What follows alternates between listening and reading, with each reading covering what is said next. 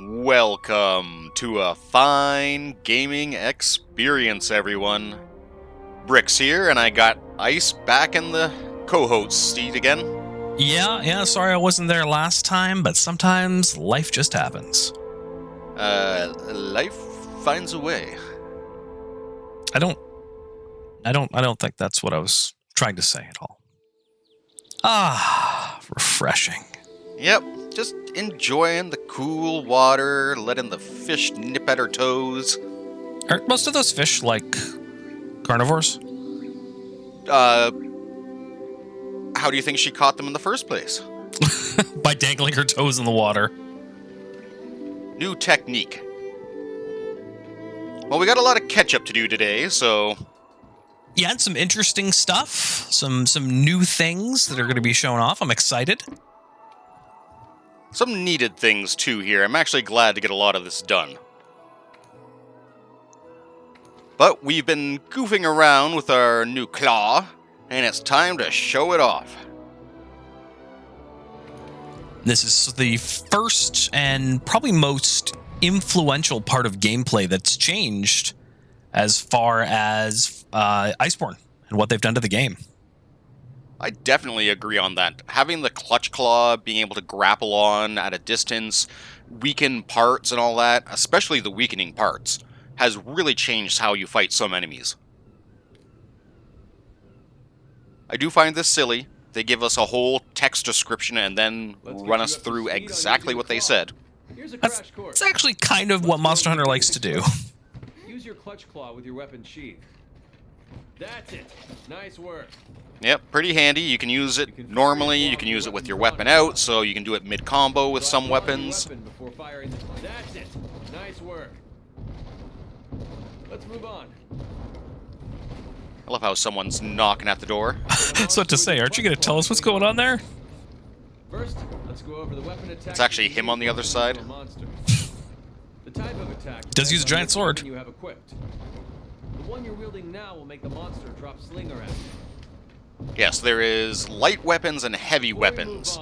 It takes 2 hits with a light to actually do a crippling hit, and only 1 with a heavy. The nice thing is about the lights is you do get extra slinger ammo, and that allows you to do special slinger stuff.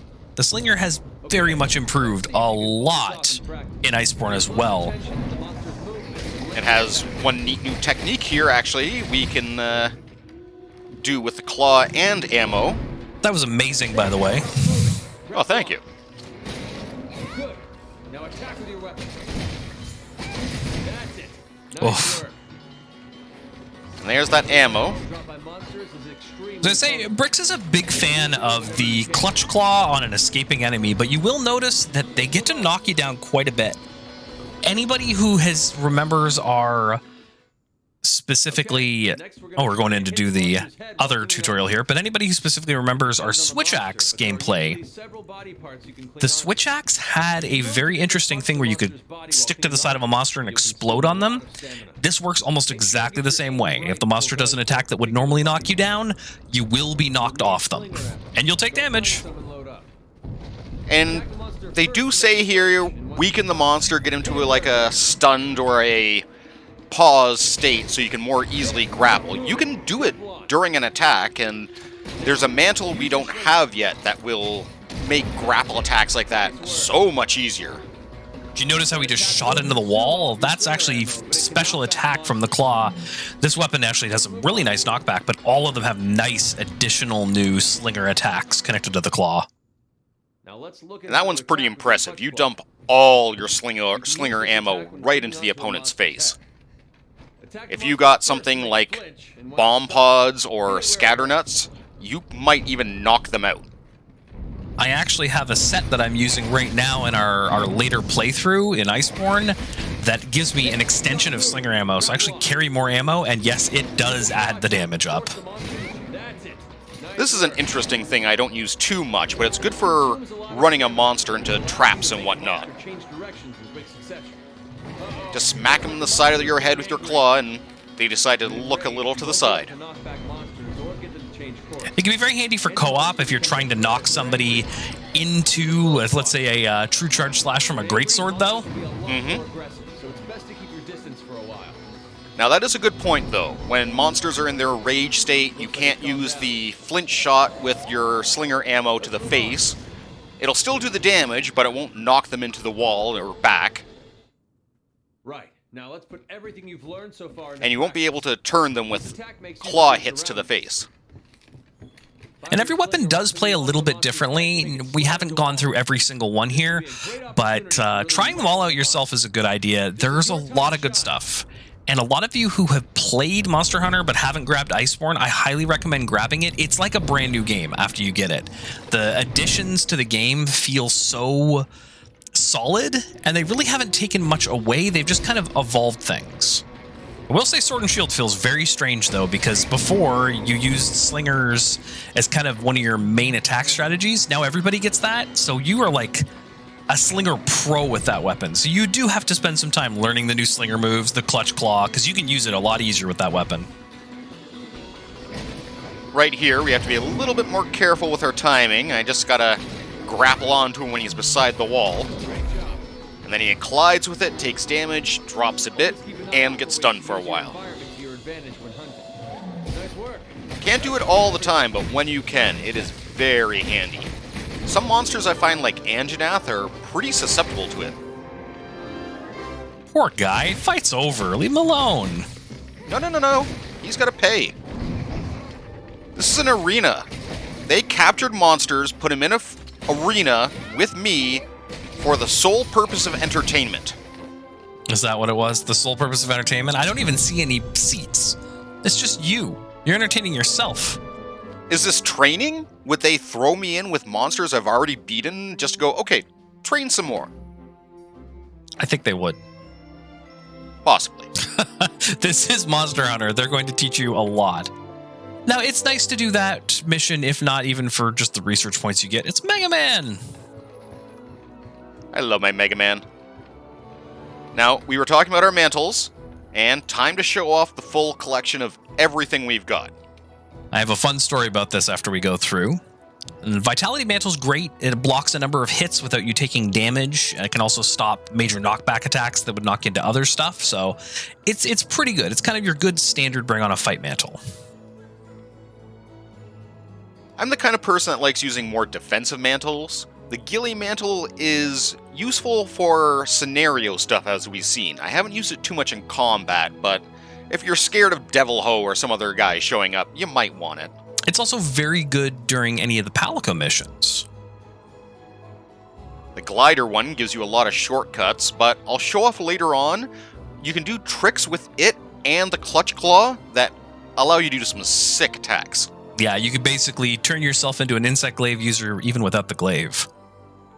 Now, the Challenger is actually one that I rather like using. One of the great things that it does is it gets monsters to attack you. So if you're a heavy shield user, somebody like a lance user, it kind of gives you a built-in taunt while you're wearing it.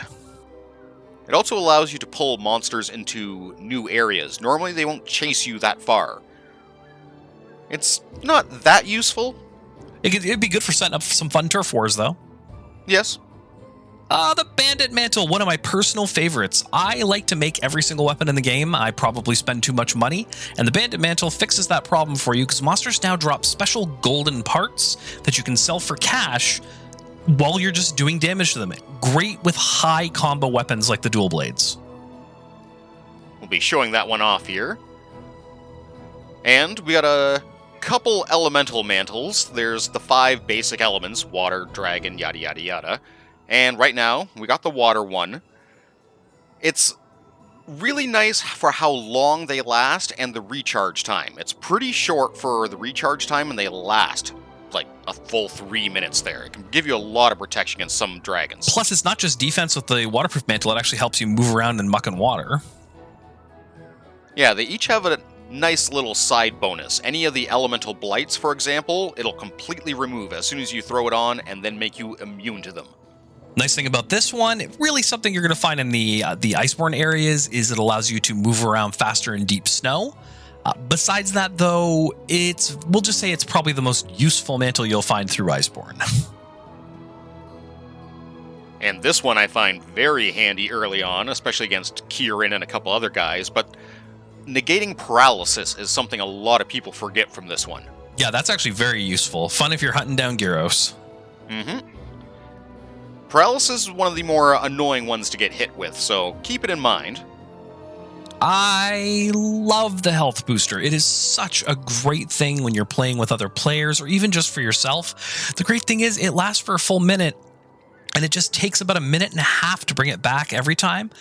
Or sorry, 2.5 minutes to bring it back every time, and it's strong. Cleanser, there's reasons to use it, but most of them can be replaced by just getting the right gems in your gear. I find the most useful thing for the cleanser booster is when you're fighting against specifically anything in the I can't remember the name of the place with all the bones In the Vale. Yes, the Vale. We're just gonna call it Bone House. This is one of your favorite missions we used to do a lot to build up money, so I thought it'd be a fun one to show off. Now you're gonna notice the reward money for this isn't great. You're only making about 14,000 early in the game. That's actually not bad, but these guys are easy to fight. And the other nice thing is, when you put on that bandit mantle we talked about, look at all those pieces. The hardest part about this is knowing when to stop attacking to go pick stuff up. Each of these count as special items like golden eggs and whatnot, so you'll have to sell them off later. Higher monsters of higher difficulty will drop bigger gems and scales kind of thing for you to sell off, but yeah, you get a lot of them. You can see all the gold bits just sitting on the floor here. At this point in the game, these monsters don't really pose that much of a challenge.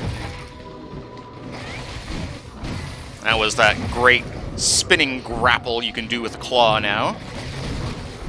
And if you notice, Mega Man is riding a Gyros. We get the new ability with Iceborne that any of the basic creatures, if you have enough affinity with the Tail Riders, you'll be able to learn from them how to mount creatures and help out. He gets a paralysis attack from it, which can be very handy. Paralysis is always nice. Just look at all those money bits. Your life is so low. Don't worry, Mega Man's gonna save me. Mega Man just left. Oh. Well, the paralysis shot saved me. Did it save you? Oh no. I'm fine. It'd be kind of embarrassing if I had to add to the death counter from showing off a mantle. That's fine. Honestly, the times you let your guard down in this game are the times that you absolutely get destroyed. If you do this fight, the triple threat throwdown, try your best to make sure that you... Oh, well, you tried. Do your best to make sure you don't get Dodogama involved. Keep the two fighting each other, attack them, kill them, and then hop on Dodo. The nice thing about doing that is you almost always get a chance to refresh your mantle by the time that goes on. The Dragonator. We've talked about this arena a couple times, but it's got that nice boulder you can drop on the opponent, and usually the Dragonator is an end move when you pull that lever. Oh, I had to show that off. yeah, you're getting to see really your style and your skill that you've learned in Iceborne, because at this point, holding back on what you already know would almost be impossible, because we've done so much ingraining the new styles into our gameplay. And that grapple going right into an instant wound is really handy instead of doing the 2 hits. Mm-hmm. And our Tail Rider Safari came back. As you can see there, I got a piece of Sinister Cloth. I talked about it before. Some fun things in there. You'll get more rewards if you have more cards from other players. Mm-hmm. I have not many, but you saw that first one was from Ice. One of the things I actually highly recommend people do is hop online, and if you don't really want to meet with people and play with the coordinated friends, go on and help other players through the SOS system and exchange cards when you join the match or right at the end of the match. It's a great way to get cards, and people will happily trade with you. That's how I got most of them on my main.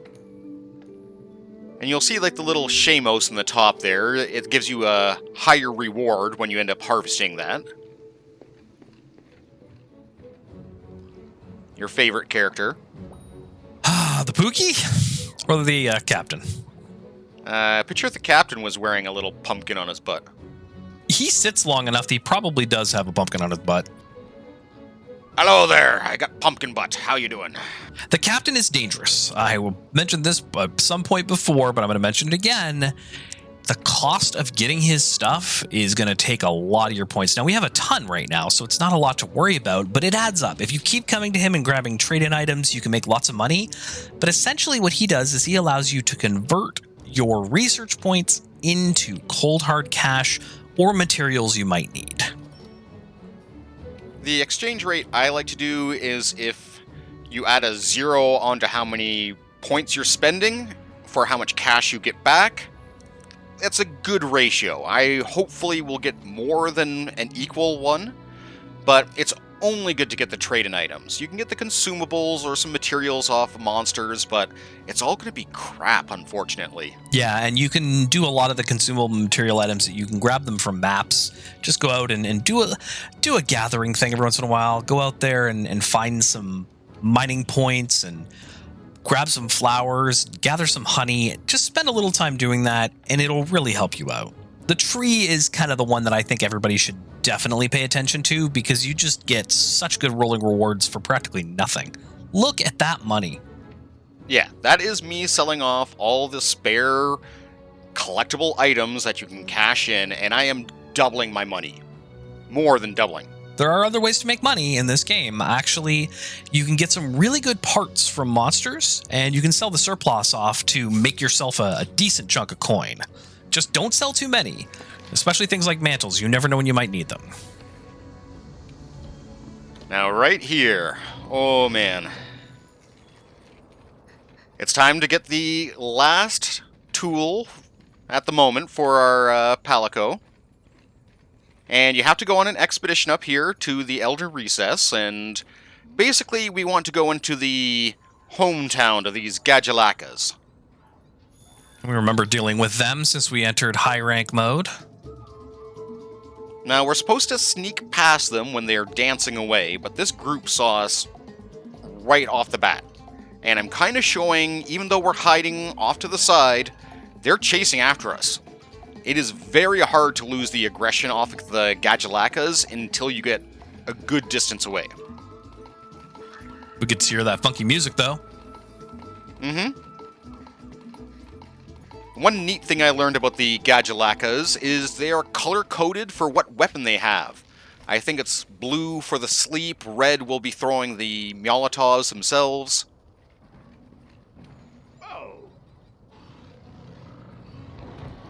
And this is a none too subtle hint that this is where we have to go. It's right outside the northeast camp, so just go there if you want to start and hop down. That's all you have to do to get here. Please avoid harming them. They drop garbage anyways. Yeah. There's no point to purposely fighting a Gajalaka, I find.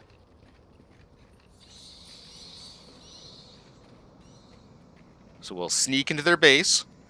And here's the first guard. Well, as you can see, he's getting his groove on, so we're just going to quickly run past.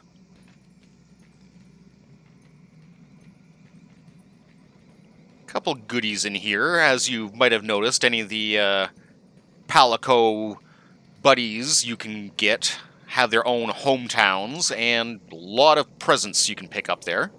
Now, there is something you need to do before you do this mission. There is a requirement. Is that not correct? You need all the other tools. Yeah, so you need to have all the other palico gadgets, otherwise you will not be able to do this. Now, I don't know why, but this guy was pissed off before we even came around the corner. And there's the mantle, showing off where the ghillie mantle is useful, like you said, in certain story missions and whatnot. Because normally they would start freaking out, attacking us here, and we wouldn't be able to go through this path. But because we're all ghillied up, we can just pop on in, no problem.